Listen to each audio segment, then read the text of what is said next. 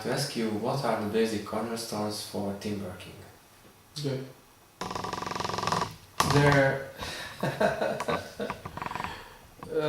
there are a few very cornerstone, meaning the basic, the foundations for team working. First of all, we have to understand that team working is when you have a team. First of all, because you have one single goal, people are doing things for the same goal.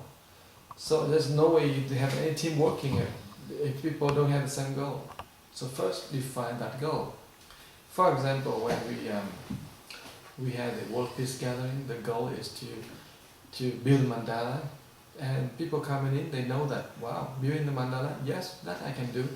So we need to have people look at things at the same goal.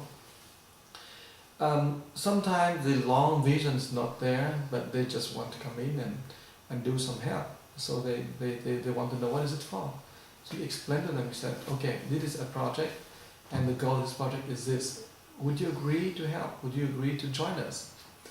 And the person said, oh yeah, sure, I can join you. I think that's a good thing to do. But the first thing is the goal, it defined. Then after the goal is defined, meaning the direction, the destination is defined, then we should think about what is it, the means. What are we going to do if we go forward? Should we have meetings? Should we have something? But we're going to ask people this question. We're going to, maybe you should turn that off. Mm-hmm. Huh? It's okay now. That's okay.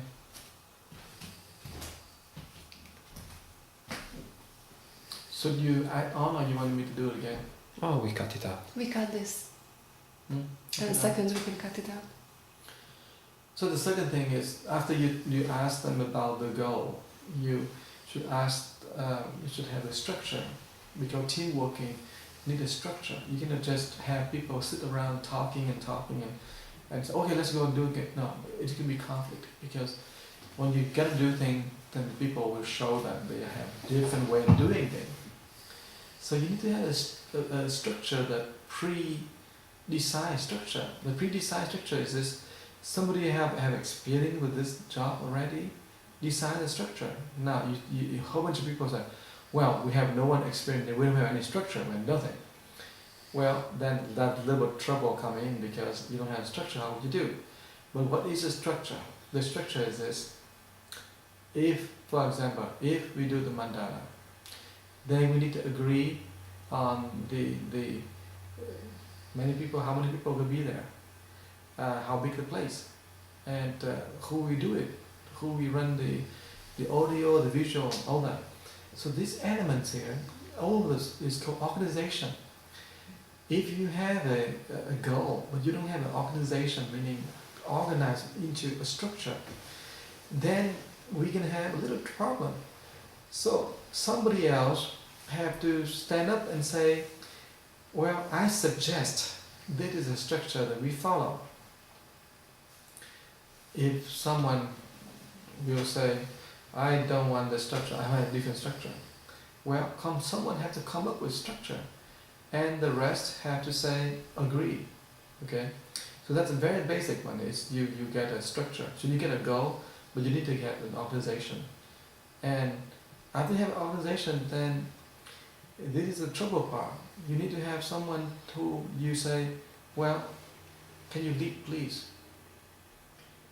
But if you say, no, I want to be leader, I don't promote anyone, then you have another trouble, because people are going to fight. So, no, I want to be leader, everyone want to be leader.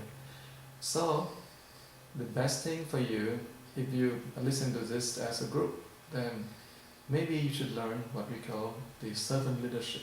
Servant leadership is to be a leader, you actually to serve others. You don't see this as a high position that you can talk down to people, that you can direct people this, direct people that, do this.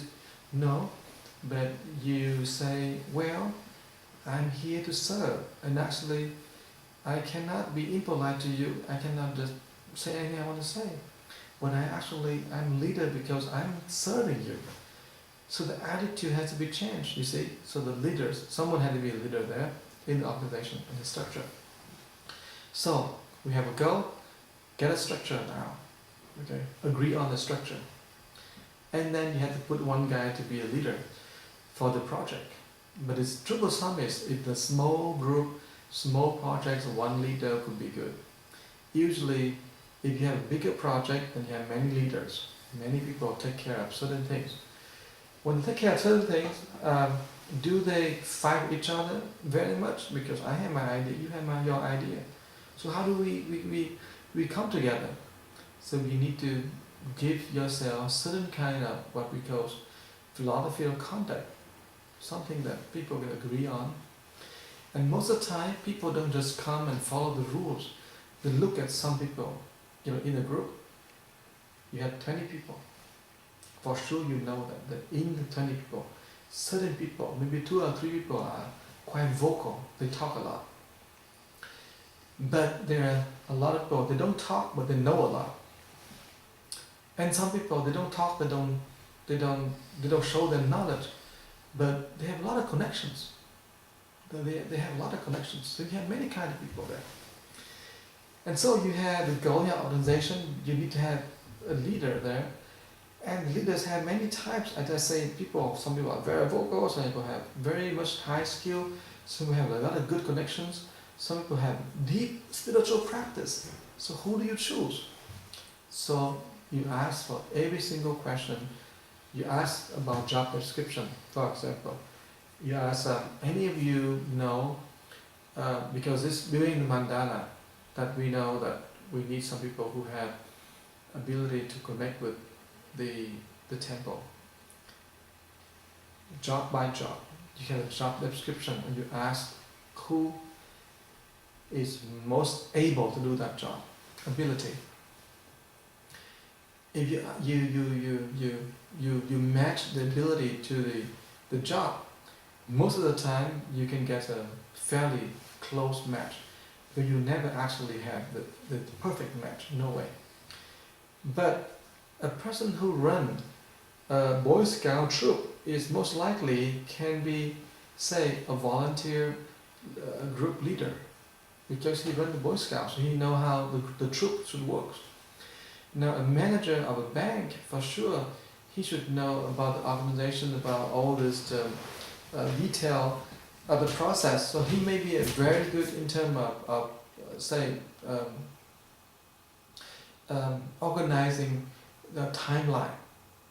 You see, so you fairly see a different kind of jobs and job description, and certain kind of people will be close to that. Certain people will be able to fit into certain thing.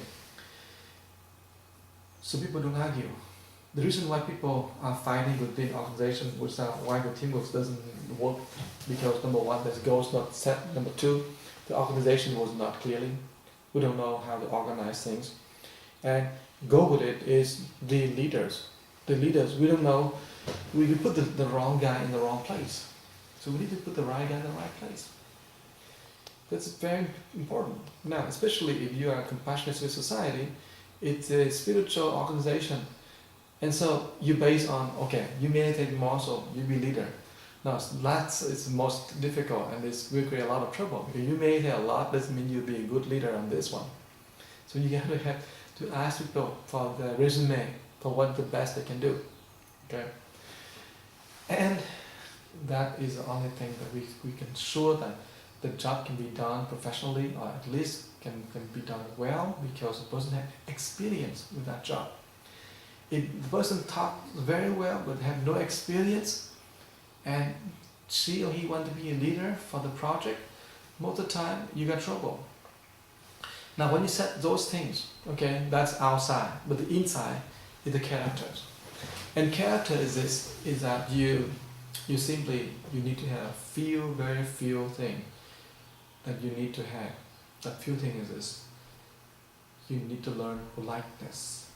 Politeness meaning, if there's something happen in between people, nobody talk and raise voice. You don't raise the voice.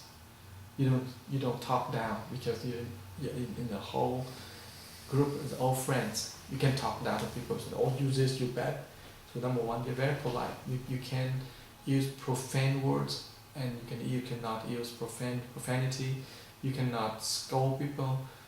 And number two, it's another politeness. Number two, it's what we call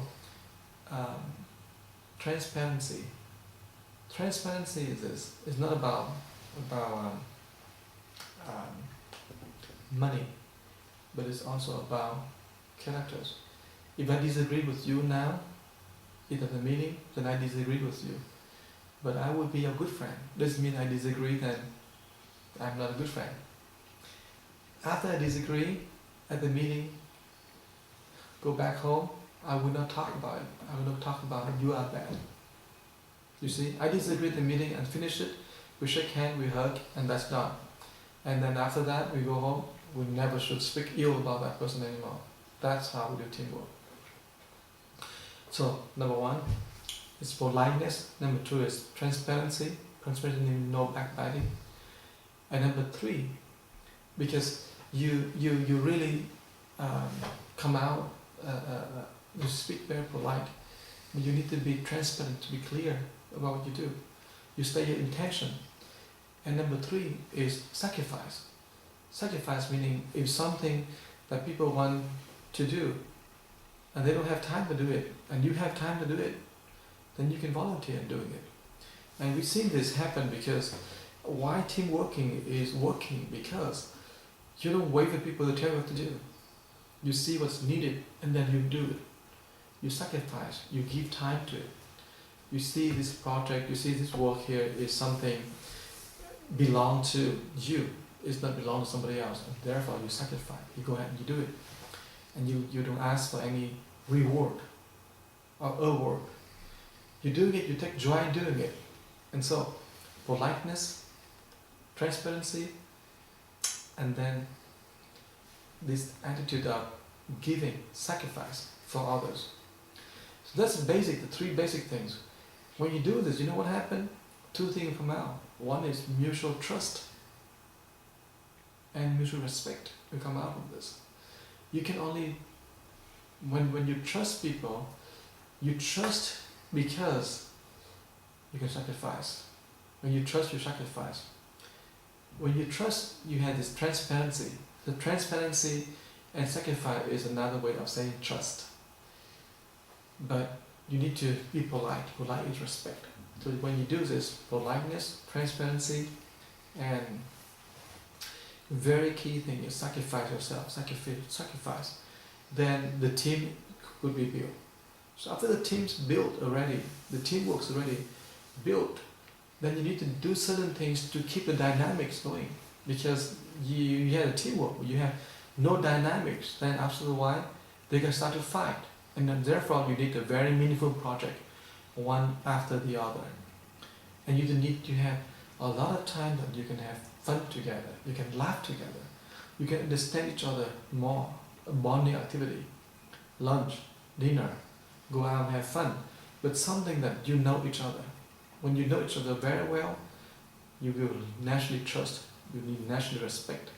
And become trust and respect, you speak with politeness, you be transparent, whatever you're feeling, you say it in a way that people accept you, and finally something happened to others, you sacrifice yourself, you can do it for others. So that's a basic thing, to build teamwork. But to perpetuate teamwork, to make that teamwork strong, that's a different deal.